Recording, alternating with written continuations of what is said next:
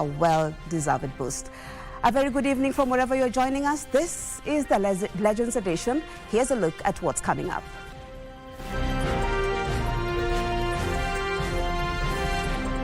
The experience has been good today.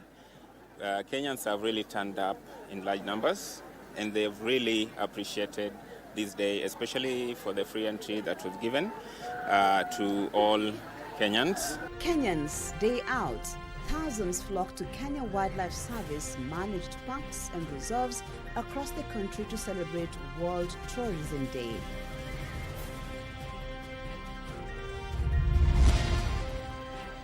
Maternal health care is a right, not a privilege.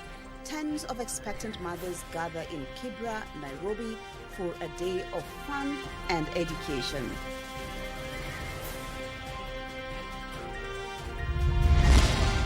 Wale wanaikosoa waikosoe, lakini wakuwe na ukweli, wasiseme mambo ya uongo. Give us a break. Kenya Kwanza leaders fault retired President Uhuru Kenyatta for claiming gains during his tenure have been reversed.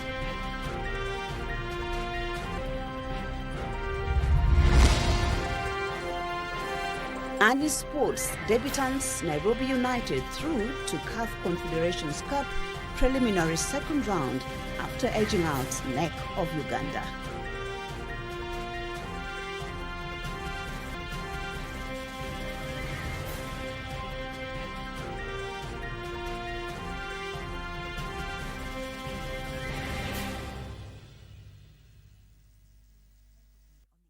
Always a pleasure to have you join us. My name is Mariambo, and helping me on the sign language is Byron Abule.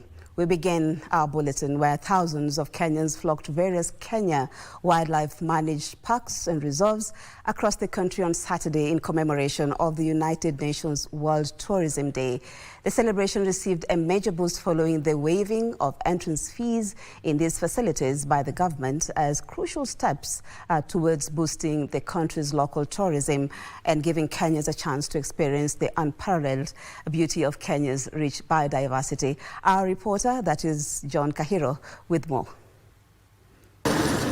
Nairobi National Park. The usual quiet and serenity of the wilderness at this facility was on Saturday replaced by a hive of activities as Kenyans grabbed the golden opportunity of free entry to explore nature's beauty nestled here. From the morning hours, school children, families and wildlife lovers streamed in here, each with unique expectations. We want to see what KWS has in store for us, what the government has been doing in terms of wildlife conservation and everything like that. So it's a good gesture for the government to actually allow us to come in free of charge, and we appreciate for that. I have a big family, so at least I'll be able to cut the cost, being able to come here and get the free entrance for them to see here. And inside the park, KWS officers remained on tours to ensure the day's success, offering education tours and guidance. Security was also not left to chance. KWS rangers and police officers remained alert to guarantee safety both inside and outside the national park. We have our rangers everywhere assisting with the movement of the vehicles. We have the customer service team registering the Kenyans that are coming in large numbers. And also we have an ambulance behind me on standby in case of any eventuality of fatalities. For many local tourists, it was not just a rare chance. It was a maiden opportunity to explore and interact with the country's rich biodiversity, ranging from the Big Five to the breathtaking landscapes lying outside the hustles and bustles of the capital. Kimapato tuko chini, lakini unaona sasa watoto wamekuja, like wangesema watoto shilingi 200 hatungeweza, lakini kwa sasa unaona wamekuja, wamefurahika, wameona. Sasa utawaambia leopard As the day unfolded, the serene environment at the park was transformed into a hub of picnicking, with families capturing the unforgettable moments on lenses. I've come to visit this animal orphanage to see for myself and also to celebrate the tourism in our country. Local businesses also received a boost with the influx of visitors. Alafu kakuwa kuna hiyo nafasi ya watu kupewa na wakuje waone animals free. That's why niliamua nikuja na watoto, nimekuja na kikundi kikubwa sana, at least pia wao wakuje waone. Na ile kitu naweza himiza wa Kenya sana sana. Ukienda kule kijijini mtu akiona nyoka anaua. Lakini hii nyoka hapa imeletwa sasa ndio watu wakuje waone. And by the close of business, everyone had a story to tell. A tale of appreciation of Kenya's rich natural heritage and most importantly, a lesson on the importance of protecting and preserving the wildlife. We've just seen a lot of animals are going extinct, the white rhinos and all that. So we need Kenyans to come together. We do our taxes so that we can enable the KWS to actually take care of these animals. I can only tell my mates to clean the environment and to be protected and to protect the wild animals. The waiving of entry fees in all KWS managed parks and reserves across the country that has seen thousands of Kenyans flocking these facilities serves as a crucial step towards boosting local tourism, while also ensuring that Kenyans appreciate and celebrate the country's rich natural heritage. John Kahiro, Channel 1 News from the Nairobi National Park.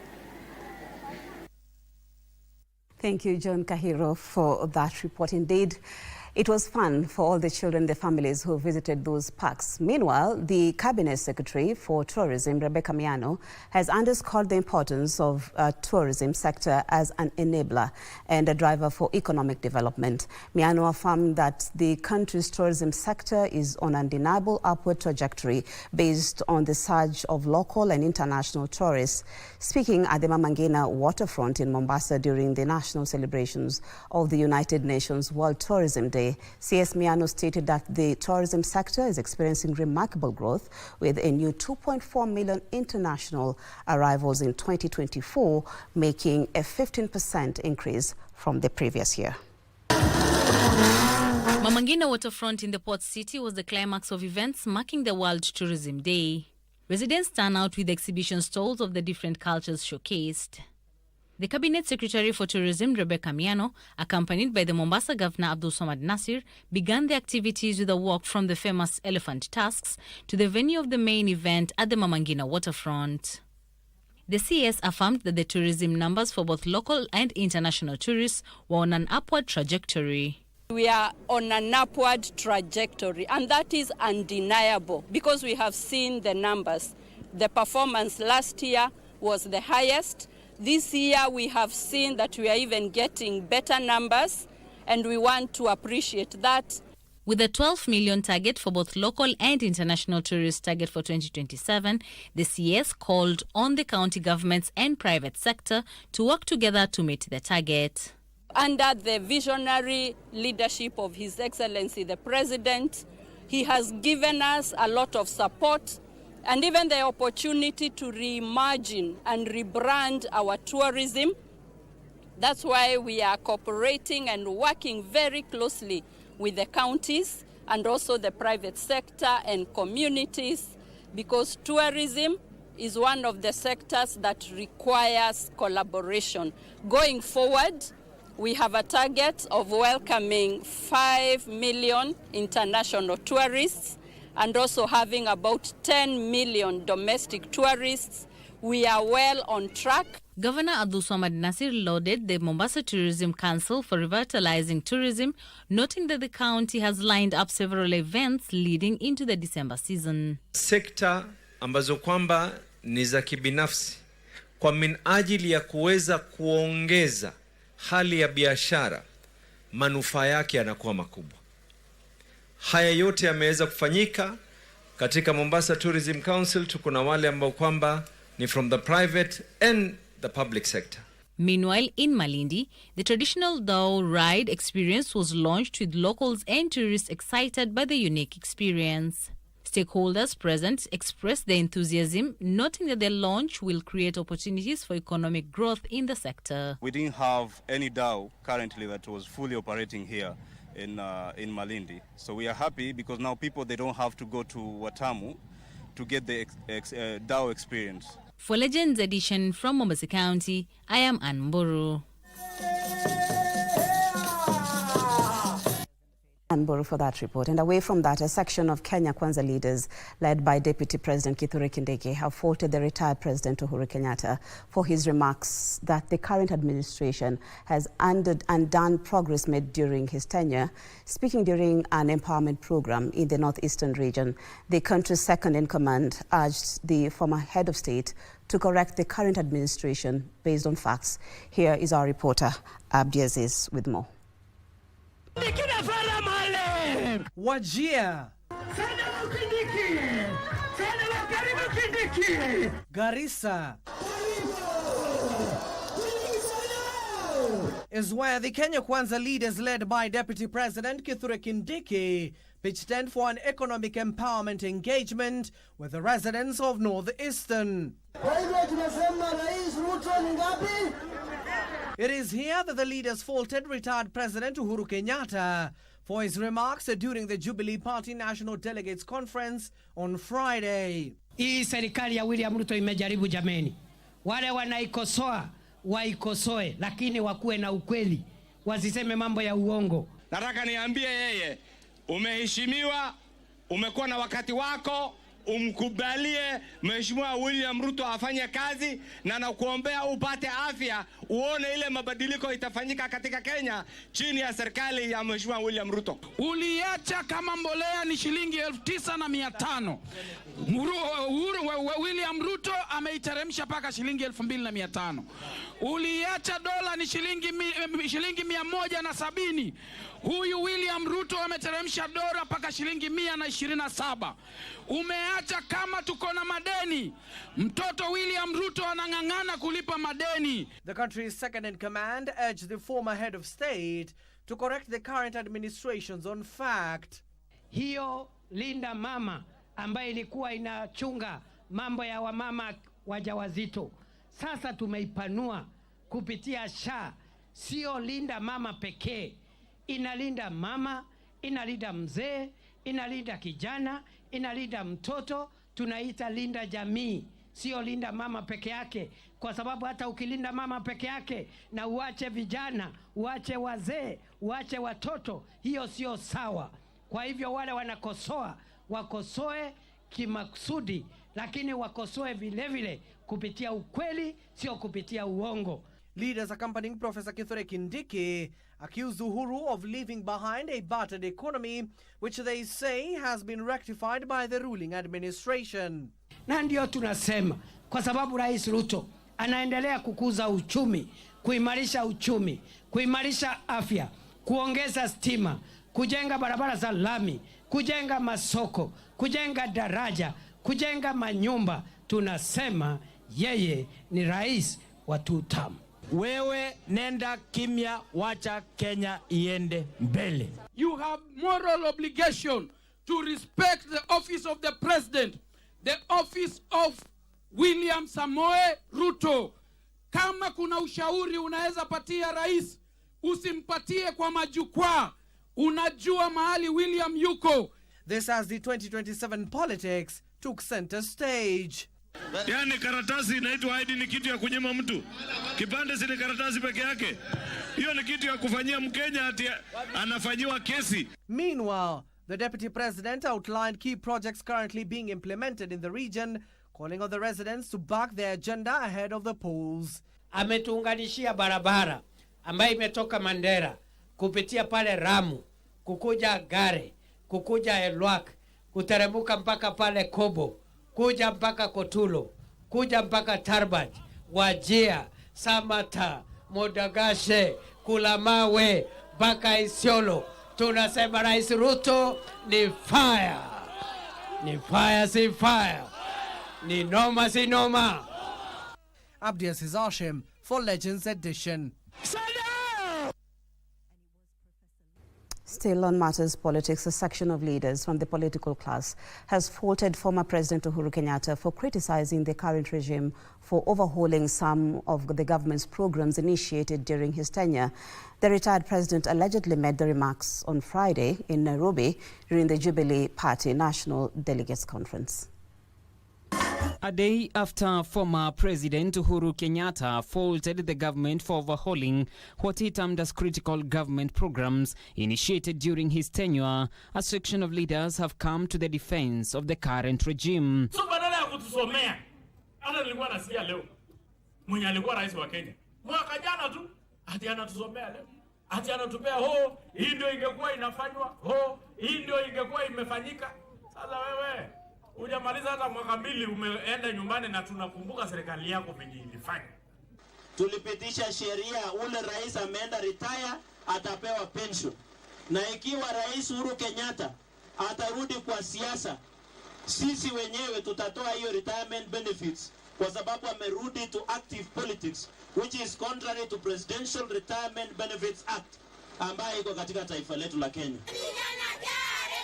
Public Service Cabinet Secretary Geoffrey Ruku, who during an education and public engagement forum in Mbeere North, Embu County, accused former President Uhuru Kenyatta of inciting Kenyans against the current administration. Jamani, tunaheshimu Mheshimiwa Uhuru Kenyatta, tunajua ni rais, amehudumu miaka 10 kama kiongozi wa taifa. Yale ambao sheria inamruhusu kufanya ni kutoa mawaidha kwa rais wa jamhuri William Ruto, lakini kusimama kumpiga vita ya kisiasa, jameni, hiyo sio jambo ambalo ni mzuri kwa taifa yetu ya Kenya. Meanwhile, a section of leaders from Narok County has raised concerns over growing insecurity and political intimidation allegedly orchestrated by individuals with vested interest. The leaders called on Interior Cabinet Secretary Kipchumba Murkomen to urgently intervene, claiming politically motivated threats are on the rise, targeting leaders and residents holding divergent political views. Wasiasi wa Narok, tunataka mufanye uchunguzi ya hiyo maneno, kwa sababu kutoka leo hatutaki kitu naitwa gun wafanye kazi. Kama mtu ameshindwa kufanya kazi ya raia wapate kura, aende nyumbani. Hiyo ndio onyo tunatoa, na tunataka kuambia serikali, hiyo ndio obi yetu namba tunapiga leo. Hatutaki kuona kitu naitwa gun tena waendelee kututishia katika Narok hii. Wanajaribu kuwapiga wale wengine maybe wasiendelee kwa sababu ati usemi venye wao wanataka. Na tuko na sheria ya Kenya ambayo kila mtu ako na sababu ya kusema mambo mazuri ama maendeleo venye itaenda.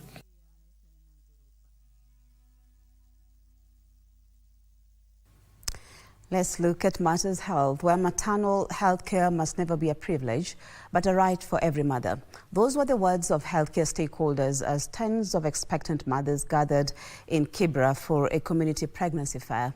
The event sought to address the gaps that make motherhood in informal settlements a risky journey and efforts needed to make maternal health care affordable and accessible for all.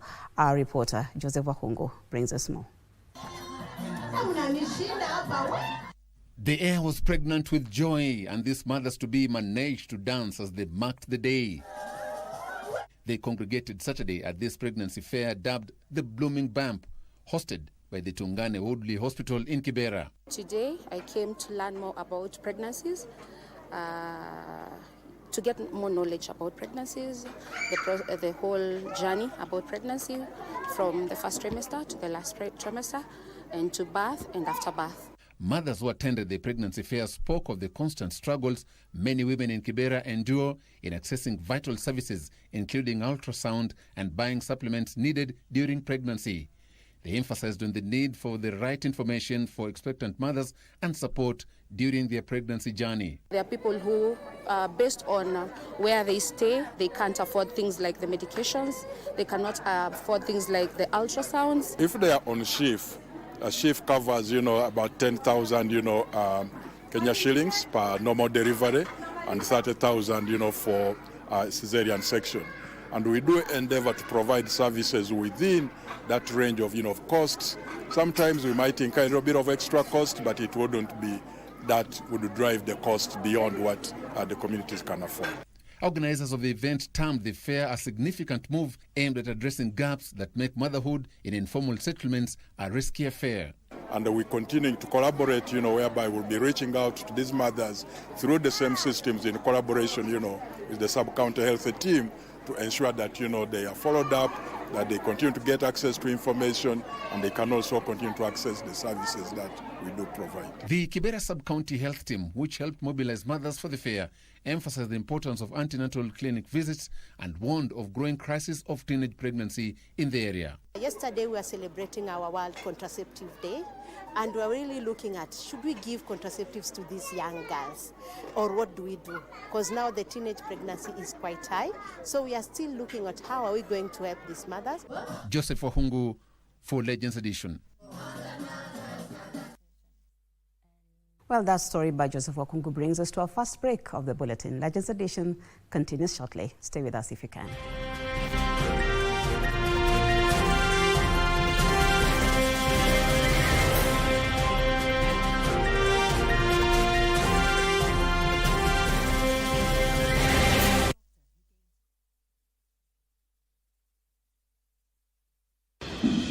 Jeshi la Ulinzi la Kenya KDF linawatangazia zoezi la usajili wa Kenya ambao wangependa kujiunga nao kama wanajeshi. Zoezi hili litafanyika mwezi Oktoba mwaka huu.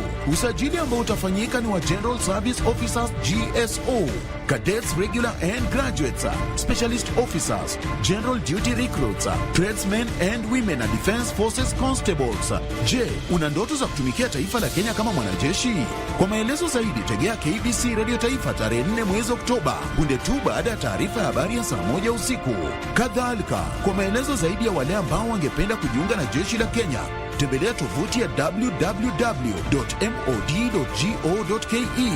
Kumbuka, tendo la hongo na ufisadi wa aina yoyote ni kinyume cha sheria na hakuna anayeweza kushawishi usajili wako, kwani zoezi hili ni bila malipo kwa wote ambao wangependa kujiunga na jeshi la Kenya. Ukikubali kuadaiwa, utapoteza pesa na mali yako na kuishia korokoroni.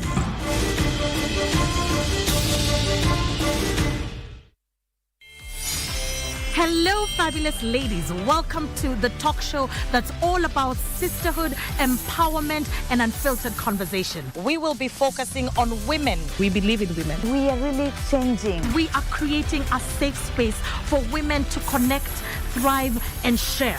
Just because you're a woman on a bike, you're labeled in a certain way. It's not just a talk show, it's a movement. When they are standing, we need to stand out. From heartwarming tales to hilarious adventures. They could ask me, Catherine, why are you learning? We are turning the spotlight on women who are breaking barriers in their individual fields. You have to have a vision. You are the leaders of Kenya today. Keeping it honest and relatable. Mental health is real. Yes. Where there is no communication, there is no relationship. Join the sisterhood on KBC TV for Dada's show.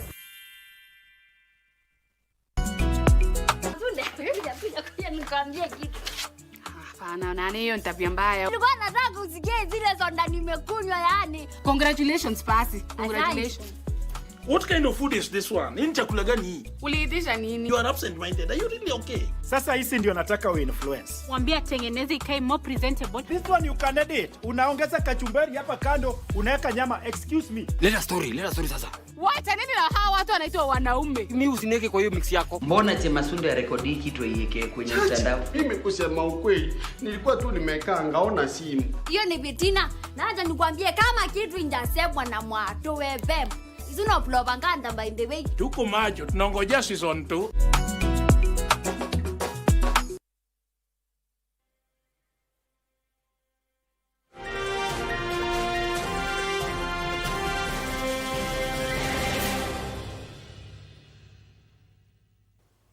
Thank you for staying with us. We continue with the news, where the Ministry of Lands and Physical Planning is pushing back against what it calls malicious and unfounded allegations targeting Lands Principal Secretary Nixon Korir and senior officers over a long-running land dispute in Kibiko, Kajiado County. The ministry maintains that all actions taken have strictly followed legal procedures and court directives. The dispute centers on a 2,682-acre parcel held in trust by the K. Konyokie Community Trust, located in Ngong, Kajiado County. Legal battles over the land date back to 2014. Records show the lease began in December 1999 with the first title registered in 2012 and the trustees Moses Parentai, Samuel Matina and Joel Ngiroita. Trustee changes have occurred over time, with the latest court-sanctioned update in June 2025. In March 2025, the court ordered the surrender of the original title and directed the issuance of a provisional certificate to newly elected trustees. The directive was implemented in July 2015, paving the way for lawful subdivision. Consequently, at least 3,800 members of the K. Konyoki Trust land received their individual freehold title deeds in September of 2025. The recently resolved long-standing dispute has led to Land's Principal Secretary Nixon Korir being linked to alleged land grabbing, a claim the Ministry of Lands and Physical Planning firmly denies. The ministry says all actions by its officers have been lawful, guided by court orders, and the allegations against Korir are dishonest and aimed at misleading the public. John Jacob Curia, Legends Edition. Now let's go to Migori County, where in Kaler, a remote community in Nyatike sub-county, once defined by hunger and drought, a quiet but powerful transformation is taking shape. Where bare, sun-scorched fields once stretched for miles, green farms now thrive, even months after the last rainfall. In response to worsening drought cycles, local farmers have taken the lead in building water retention dams to restore rainwater for use during prolonged dry spells. This is the picture you would expect in Kaler area of Nyatike, Migori County. However, the fields are green and thriving, food in plenty, thanks to climate-smart agriculture. We find farmers from the area busy assembling their harvest for domestic consumption while the surplus is sold. Farmers like Thomas Ocheng Omolo, using little more than determination and basic tools, have constructed dams to support crop production. Kwa vile mvua hapa ni chache, huwa tunafanya timing. Mvua ikinyesha kama mara moja, tuna collect maji kwa hii dam, na hii dam inasaidia hata wengine, wakulima wengine. Mwenye anataka kulima huwa anatoa tu maji hapa, na msaidia na pipes na water pump, wanapiga maji na shamba inakuwa. Tulikuwa tunatoa maji mbali zaidi, almost 2 kilometers. Tunatoa maji kabisa mbali, tunatumia donkeys kuleta maji. Na tunatumia motorbikes na baiskeli tu. Na tulikuwa tuna survive kwa njia ngumu zaidi. Mpaka sasa hivi tulipopata damu. Serikali izidi kutusaidia, atuongezee hii maji iwe nyingi, kwa sababu wakulima ni wengi na hii maji tunaitumia kwa watu wengi. The stored water allows year-round irrigation, ensuring consistent crop cycles despite erratic rainfall. As a result, families that once depended on relief food are now earning from their farms and building more resilient livelihoods. Kama hii shamba, hakuna wakati unaweza kuja ukose nyanya, hakuna wakati unaweza kuja ukose mboga. Kwa area hii ya Nyatike sasa imejulikana wazi. Hapa ukija utapata chenye unataka. Tunapata pesa kidogo, tukiweka hapo mboga tunauza. Tukipeleka sokoni tunapata pesa kidogo ya kununua hata sabuni, hata ya kusaidia nyumba, hata ya kusaidia school fee ya mtoto. The farmers are also receiving training from government and non-governmental organizations on sustainable and high-yield agricultural practices. Of which now even the poverty index within our area, we can affirmatively say that's being reduced. And that one can be attested to by seeing the number of students who are going to our local schools. Not so many of them are being sent home for school fees because the farmers, the parents can now raise some little money. Nancy Okware, Legends Edition. And still on matters of food security or food production, the government through Cello Africa Limited, through public-private partnership at the Galana Kulalu Irrigation Scheme, will be conducting its first maize harvest next week. The Irrigation Secretary in the State Department for Irrigation, Joel Tanui, noted that the first phase of the 1,500-acre piece of land is ready for harvest. This, Tanui says, will go a long way in ensuring that the country attains food security. Here is our reporter, Ann Buru, with the details. Galana Kulalu Irrigation Scheme. In different phases, the maize plantations continue to thrive. 1,500-acre piece of land is ready for harvest. The Irrigation Secretary Joel Tanui was at the irrigation scheme to assess the preparations for the first harvest, expected to commence next week. And here in this project we have Selu as a private investor who we have allocated 20,000 acres of land, and in the next 1 week Selu will be able to kick off harvesting of maize in the first 2 pivots within Galana Kulalu farm. In a bid to boost the country's food security, the Irrigation Secretary pointed out the government's plan to utilize all idle lands across the country through a private-public partnership initiative and leases to commercialize the lands for production. Under the National Irrigation Sector Investment Plan, we have 2 clear pathways for us to bridge food security. One of them is to open the ASAL areas, the arid and semi-arid areas, which hold 80 to 90% of potential arable land in this country. And these areas we are now revitalizing and opening up for irrigation development. The other pathway we are having as a target investment by government is on corporate agribusiness. That is where now the public-private partnership come in place. Selu Africa Limited and Nyumba Foundation have invested in Galana Kulalu irrigation scheme, with each already doing large-scale farming on the huge chunks of land. We have maize growing at various stages, and in a week's time we'll be harvesting the first 1,500 acres that we've been planting since the month of June. We will scale up to 3,200 acres by the end of the year, and then mid next year we'll be at 5,400, and then we'll progress in that manner until we get to 20,000 acres of land. Right now we have got almost 200 acres, which we are planned to grow onion, and 500 acres which the pivot are on. Maybe we can have 500 to 600 acres of maize and 500 to 600 acres of cassava. So we have got 3,000 acreage which we have planned for these 23 pivots. Locals have benefited from the project through employment, while others have acquired farming skills through irrigation. Watoto wetu tulikuwa kidogo tunapata hali ngumu ya kualipia hali ile ya karo ya shule, lakini kidogo ukipata ile pesa ya wiki mbili zenye unapata unaweza ukapunguza ile majukumu. Hivyo bado tunaona ni manufaa kwetu hiyo irrigation yenye tunafanya kule majumbani ile kidogo kidogo. Maana tulikuwa tunajua tu kihindi moja inazaa mara 2 hivyo.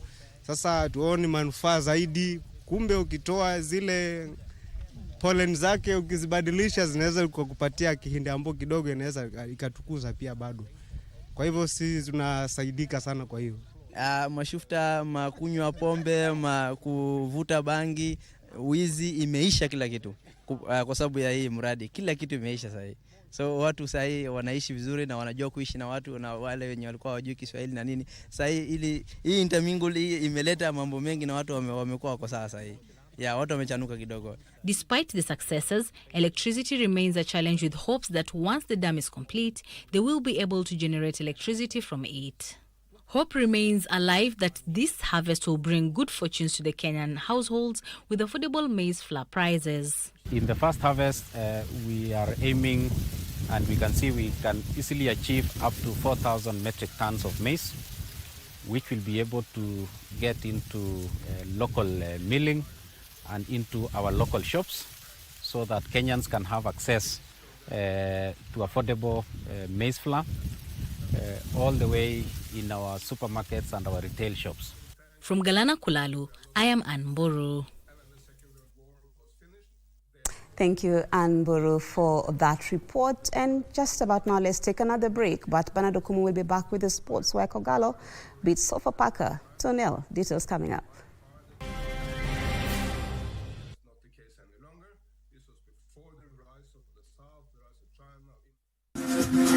Got the fear of missing out? Want to keep up with all the latest entertainment news and latest celebrity gossip?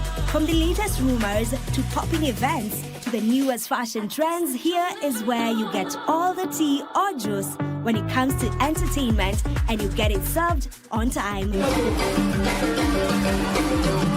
All that and so much more on Grapevine every single Monday only on KBC Channel 1. Remember, if you did not see it on Grapevine, then it most probably never happened.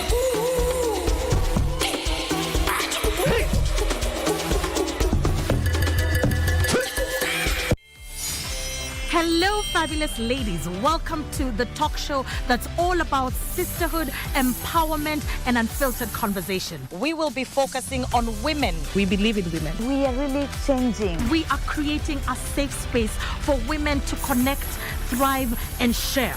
Just because you're a woman on a bike, you're labeled in a certain way. It's not just a talk show, it's a movement. When they're standing, we need to stand out. From heartwarming tales to hilarious adventures. They could ask me, Catherine, why are you learning? We are turning the spotlight on women who are breaking barriers in their individual fields. You have to have a vision. You are the leaders of Kenya today. Keeping it honest and relatable. Mental health is real. Yes. Where there is no communication, there is no relationship. Join the sisterhood on KBC TV for Dada's show. Listen, I want to see the charge sheet and everything else you have against him. Ndoizo. As you put together the report, don't forget to include the amount you're asking to let this case slide. Unaongea nini wewe? Juu nani alikuwa anajitumia message akitisha pesa? Aleki! Kwani kimeumana? Unajua naweza kushikanisha na hii kesi vibaya sana. Hauwezi nitishia. Na ndio maana ulijaribu kunionga. But mimi ni nani? I hope unaelewa mahali naelekea, si ndio? Hata siwezi hata kidogo. Kioko. Hey, mbona unapiga picha? Keep smiling. Unaenda wapi na ndio nimefika? Sikia, sasa huwezi nitishia sawa? You have no idea this was all about you, do you? What do you mean?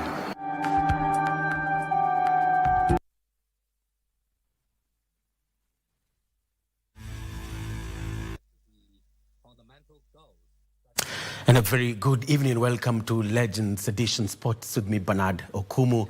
We begin with good news where Nairobi United are through to the second round of the CAF Confederations Cup preliminary round after knocking out Uganda's NEC with a 3-all aggregate score. After a 2-all draw in the first leg played in Uganda, United drew 1-1 with the Ugandan opponents at the Nyayo National Stadium earlier today to qualify for the next round on their away goal rule.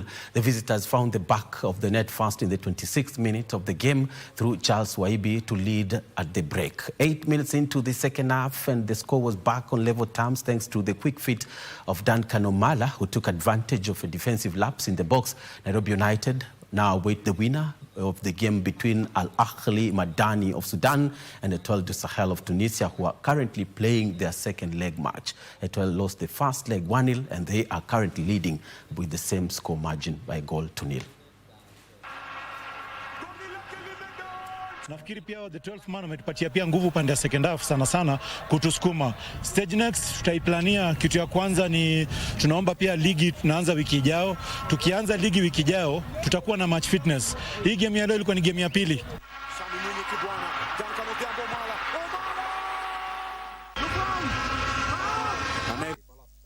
In his fairy tale journey at the WBC Youth Baseball 5 World Cup in Nayarit, Mexico, took a different turn following back-to-back defeats, ending their semi-final hopes and dreams. Our sports reporter Daniel Mwendwa has the latest from the action-packed quarterfinals in Mexico. Kenya's hopes of reaching the semi-finals of the WBC Youth World Cup were dealt with a major blow on Thursday night after a nail-biting 2-1 loss to host Mexico in a thrilling quarter-final showdown. Mexico came out swinging, taking the first set with a clinical precision. But the young Kenyan side bounced back brilliantly, edging out the host in the second set with a dramatic 8-7 win. The game against Mexico was good. We started off badly. We came back. We were able to get one set back, which was hard fought. But the third set, I think we had succumbed to some injuries in the first and second set. And because of that, we were not able to cope up. But the momentum shifted in the third and final set. Mexico capitalized on key scoring opportunities and powered through to seal the match with a 8-3 victory, sending the home crowd into frenzy. Let's say it was a bit hard, but we tried our best, and we tried our best to hold Mexico, and though they have defeated us, we are still proud. We have another games to play. We wish God will help us, and we know that we'll become victorious. And now free us. With the loss, Kenya dropped into the placement rounds and faced Lithuania, a match that saw the team struggle to regain their rhythm, but came back stronger to win the second and the third set respectively to win the game. We've learned a lot. First of all, we've interacted with many people. We've learned a lot about the game. There were some things that we didn't know, but we've learned even now as we prepare for our next game. We know about a lot of this tournament, how things do run, and we hope for the best for the next game. Nick, you hear about it. You be the judge. There's the run scoring. That was never in doubt. Kenya now turns its attention to the final placement match. The match is set to be played later tonight, where they'll be fighting to finish in the 5th place, a respectable finish in their debut outing at this level. For Channel 1 Sports, I'm Daniel Mwendwa. And thank you, Dan, for that report from Mexico. Moving on, 21-time Kenya Premier League champions Gor Mahia beat Sofapaka by 2-0, while Tusker lost 2-1 to Posta Rangers in the SportPesa Premier League at Dandora Stadium. Now, Kogalo secured their first victory of the new season thanks to Ebenezer Adukwa's brace, while Posta Rangers continued with their perfect start of the season with a brace from Eliud Lokwam before Tusker got a consolation goal from Erika Paito 10 minutes from halftime. And Kakamega Homeboys, meanwhile, drew 0-0 with Mara Sugar at Sony Green Stadium in Awendo. Hatulaumiwa kabisa. Brian Otieno Chonjo anaingia nayo mali ile, bado anayo Brian kwake Lokwam, inaguswa kwanza ile.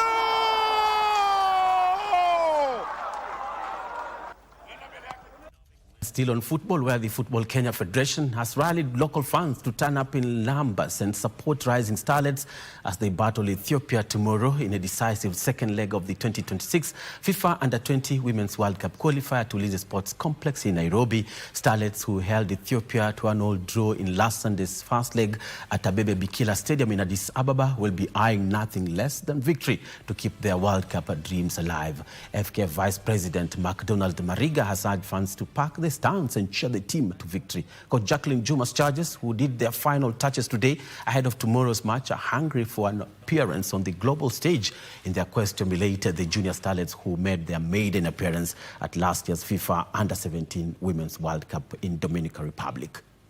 Well prepared. We've tried to make corrections from our previous match, from the last match, and the players are ready and they're ready to fight. Normally we are telling them, just as training, whatever you've given us in training is whatever you're going to apply in the match.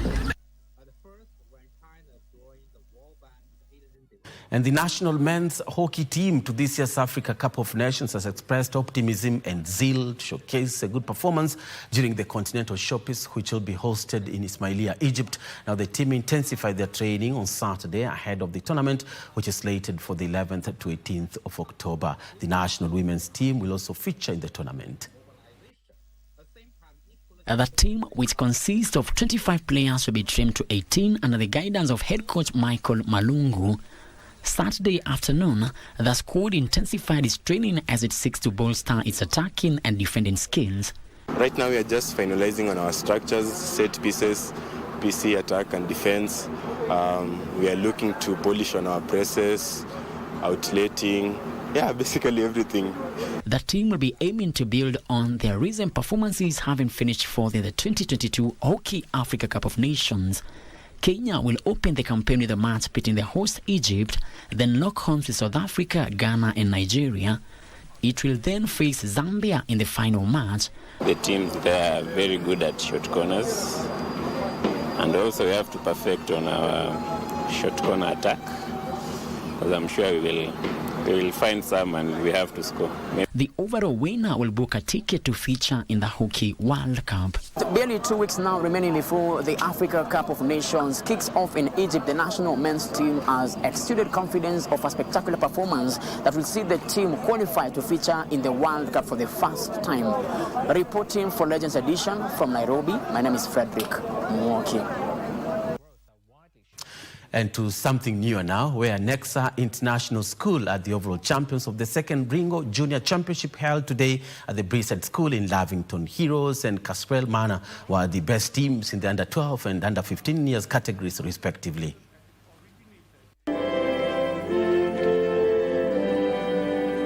Nexa International School won the overall title during the second edition of the Ringo Junior Championship, held in front of a cheerful crowd including Belarus Ambassador to Kenya Dmitry Krasoshki at the Brissett School in Nairobi. Nexa won the overall title after appearing on the podium in each of the 6 events of the 2 categories played. In the under 15 years category, Kestrel Manor won the singles title ahead of Nexa and Telemol Muslim, who were second and third respectively. We do support Kenya and Kenyan athletes as well as our athletes to meet, to have fair competition between them, because sports is a lot of cross-bordering thing, you know. It's break borders, connect people, connect peoples. That's sometimes athletes do much better jobs than we diplomats. Kestrel Manor also won the doubles in the same category, beating Brayside and Nexa, who were the other podium finishers. In the triples under 15 years, Nexa won the title, beating Kestrel and Telemol Muslim, who finished second and third respectively.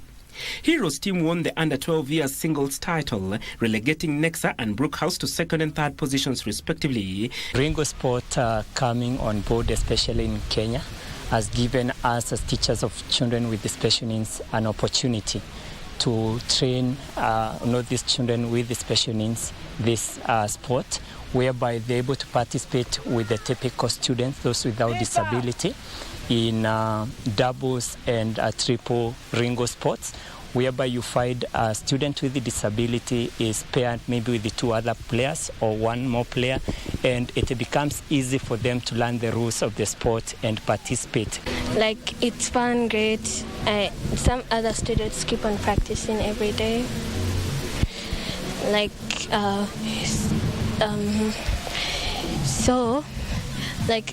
some students just try to share their own friends or something. On Thursday, we had a very nice training session for the coaches, so that they are able to know how to handle those special needs children and every child in sports of Ringo. So when we send our coaches to schools, they know how to handle our children very, very well, because they need to meet the expectations of the school and the needs of the learners as well.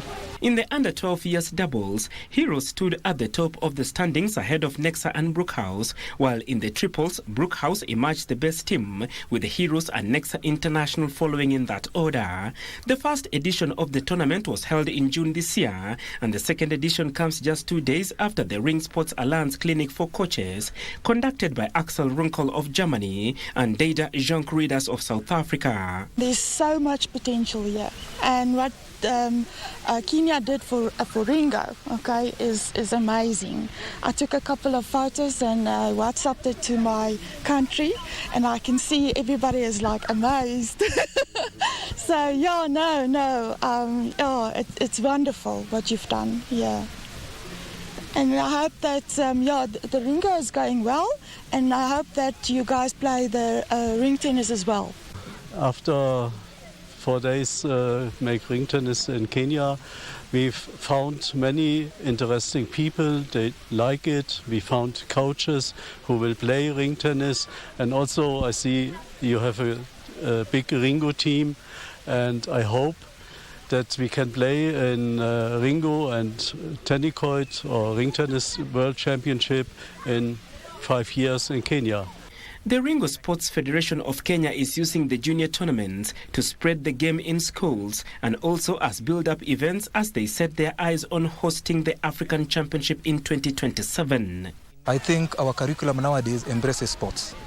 In most of the schools, we have so many sports in school, and children are given an opportunity to choose.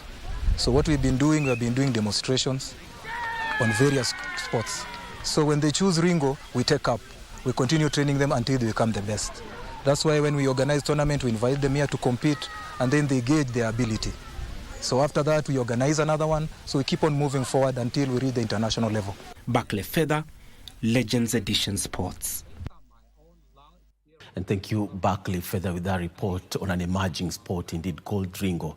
In boxing, the national boxing team is gearing up for the Africa Zone 3 Boxing Championship, scheduled to take place from October 16th to 25th at the Ulinzi Indo Arena in Nairobi. Led by season champions, the team of 35 boxers intensified their training at the Mathare Police Depot. Frederick Mwoki reports. With just a few weeks now remaining before the Africa Zone 3 Boxing Championship commences, the Kenya national team has upped their preparations in Nairobi's Police Depot. The squad features Boniface Mogunde, who recently won gold at the Africa Boxing Championship in Kinshasa, DRC, Edwin Okongo, Peter Abuti and Clinton Masharia, a silver medalist at the Africa Boxing Championships. The ladies' team features Friza Nyango, Lensa Akinyi and Elizabeth Andiego, a silver medalist at the Africa Boxing Championships. With a mix of experienced boxers and young talents, the Kenya boxing team is poised to make a strong impression at the championship.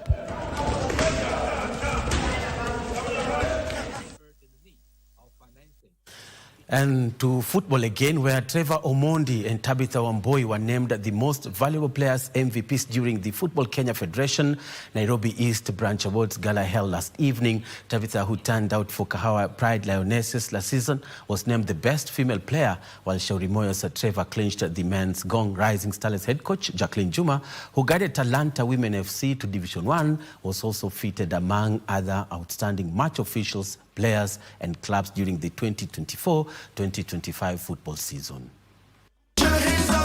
Trevor Omondi, who has since joined FKF Premier League side Posta Rangers from Shauri Moyo United, was named the most valuable player in the Nairobi East Men's Regional League, staving off challenge from his Shauri Moyo's teammate Jeremy Henry and 1,000 sportifs Beckham Omondi. 15-year-old Tabitha Wamboi, who has joined newly promoted Women Premier League side Madira Soccer Assassins, lifted the Girls MVP award. The County League award was awarded to Talanta Women's Florence Ching, while the men's title was won by Brian Otieno of Jacaranda Bunge.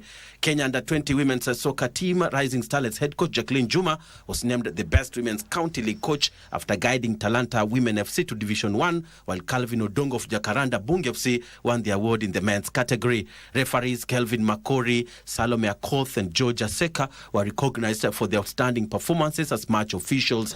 Let us continue building a stronger future for our young people, for our communities, and for the beautiful game we all love. We have actually decided to be deliberate and make sure that we recognize our players, we push so hard for them.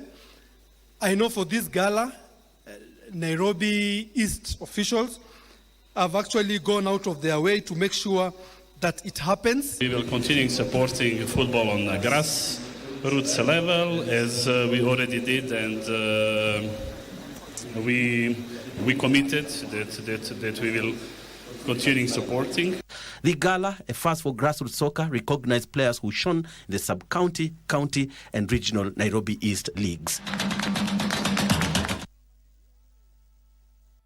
And Miriam Chebet claimed a commanding double victory in the 5,000 meters and 10,000 meters races during the ongoing Nyanza region leg of the 2025-2026 Bingo Fest edition at Jaramogi Oginga Odinga Stadium in Siaya County. Following her triumph, Chebet bagged home a total of 550,000 shillings in prize money. The Bingo Fest leg of Siaya witnessed an electrifying atmosphere which saw participants feature in different sporting activities, including athletics. Miriam Chebet was on top form after emerging victorious in the 10,000 meters race. Chebet clocked 32 minutes 47.03 seconds to beat Daisila Gerono, who timed 32 minutes 48.01 seconds, and Karen Chebet, who clocked 32 minutes 52.0 seconds to finish second and third respectively. She then edged out Gerono narrowly to an identical finish in the 5,000 meters, timing 15 minutes 54.06 seconds as Gerono crossed the line in a time of 15 minutes 54.09 seconds. Abigail Chepkoech settled for the third position. In the men's 10,000 meters, Titus Kiprotich was crowned champion, timing 28 minutes 29.8 seconds. He was followed by John Lomoni and Shedrack Kipngetich in the second and third positions respectively. Fresh from setting a new personal best in the 400 meters hurdles at the World Championships in Tokyo, Japan, Weissman Were lined up in the 100 meters and summed to victory in 9.9 seconds to beat Denise Mwai and Ronald Kiprono.